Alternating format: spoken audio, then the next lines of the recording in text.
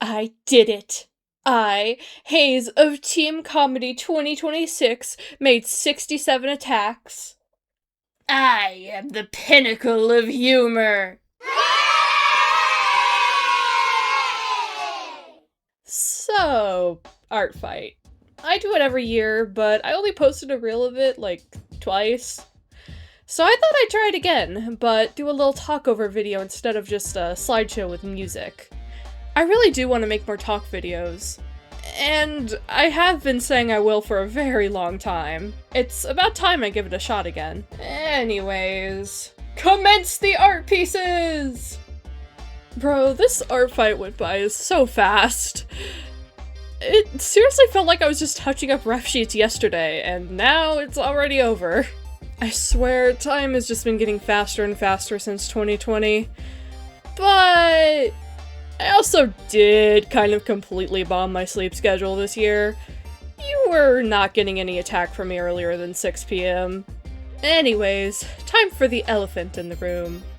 The choice of 3 teams were interesting. I know this sounds very traitorous, but I hope Team Mystery somehow pulls through because, man, I felt so bad that they got such a short end of the stick. It makes sense, as, not gonna lie, the tragedy versus comedy theme was kind of the least fitting to add a third to.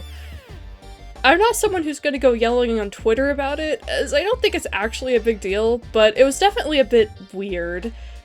I really do like the aesthetics we got though, so I don't want to complain much. Having 3 teams was an absolute treat. Part 2. Keeping your sanity during ArtFight. ArtFight has often ended up unfortunately stressful for me. However, I did things a little bit different this year, and I'd say this was the least stressful ArtFight I've had for a while. Which is definitely unusual, because my wisdom teeth decided to finally start having issues this July, and I also got blessed with tonsillitis and an ear infection.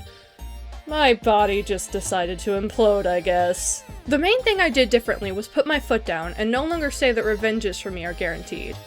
ArtFight is an art gifting game, not a trading game. No one is entitled to art.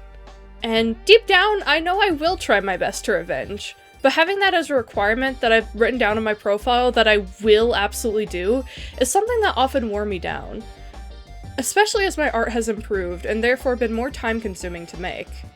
Instead, I'm allowing myself more leniency. I revenged quite a few people who attacked me last year in 2025, and it worked really well. I plan to continue this, revenging people I wasn't able to this time in 2027, for example. Prioritizing attacks rather than revenges, something I haven't done for a couple years, really felt refreshing. I also hadn't really attacked straight-up strangers for a while, and that is like the most iconic part of ArtFight. It was so awesome to be able to do that again. Coming across that adorable shrimp seal hybrid character was one of the highlights of the fight. I really missed attacking strangers, and I hope to do it more next year, honestly. More than I did this year. I won't lie, ArtFight is still a little bit stressful for me. If anyone has any advice on how to make it more chillax, I would love that. Though, in general, I am quite a bit of a workaholic, so I think a lot of it is personal mindset stuff I need to continue working on. I am really happy with how much better this art fight has been for me though, as I no longer dreaded receiving attacks over the obligation I made myself feel to revenge them as soon as possible. Additionally, I did give people an opportunity to have their revenges prioritized, which felt like a good in-between. Their revenge would be prioritized if they drew a character in mind that I was really fixated on.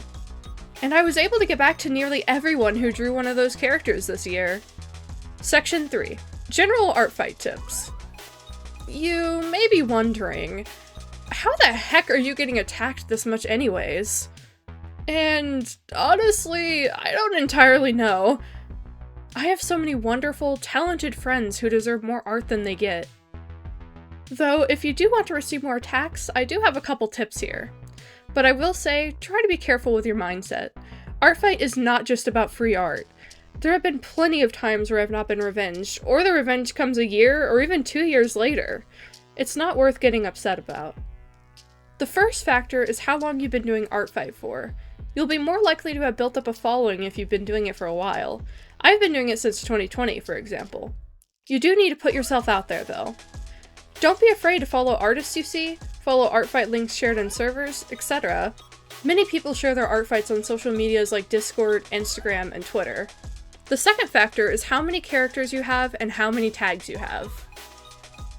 I have 38 characters on ArtFight at the moment, which really ups my chances of one of my characters coming up in the search bar compared to someone with only a couple. A lot of people will not want to have this many characters up though. You may only have a couple of really fleshed out characters you care about, which is completely valid. This is where you can try and use the most of tags. Some good tags you could use include story genre, your character's occupation, species, gender, patterning, like for feral characters, race, sexuality, age group, things like that. Thirdly, don't be afraid to sign up to people's hit lists. A lot of people will share these on social media platforms, especially Discord servers. Though, several people's ArtFight bios will also have this. These are usually a Google form link.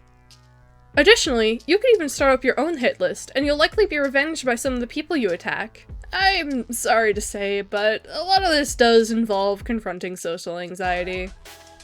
Now, onto a couple tips about how you can make the most of ArtFight. In general, ArtFight can be a great time to practice and improve, or even make commission examples. Which has been relevant for me. My commissions will be reopened soon, by the way. Something I started enforcing for myself this year was making warm-up sketches. Specifically, I would make gesture drawings, referencing photos on the website Line of Action. The routine I've gotten into is drawing 2 2-minute humans, a 5-minute human, and 3 or more 2-minute animal gestures. This isn't required by any means, as ArtFight is not about making the best art ever for everyone, but since I'm going into art as a career, this has been extra helpful for me. It may not be too much, but doing it daily before drawing does add up, and I've been trying to continue it even after ArtFight. This really helped touch up my anatomy, especially human anatomy. Though, I really need to get the courage to start practicing hands specifically. They have that too. Why are hands so hard to draw? Experimentation is also something great to dabble in during ArtFight. I tried to experiment quite a bit with texturing, specifically when it came to abstract backgrounds.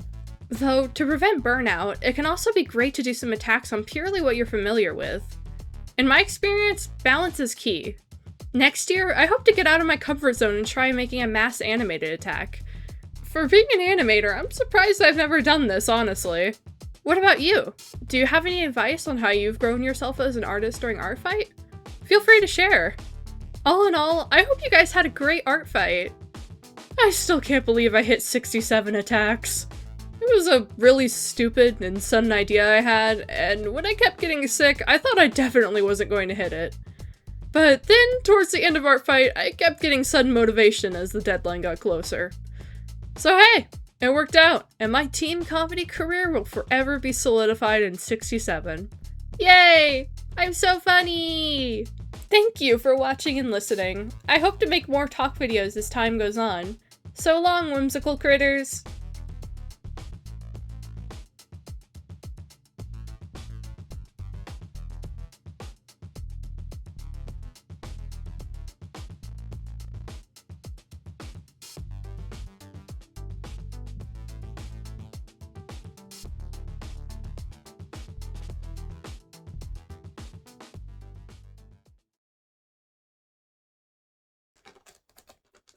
Girl, are you just scratching in the back? I might just... Oh. Need to let you out?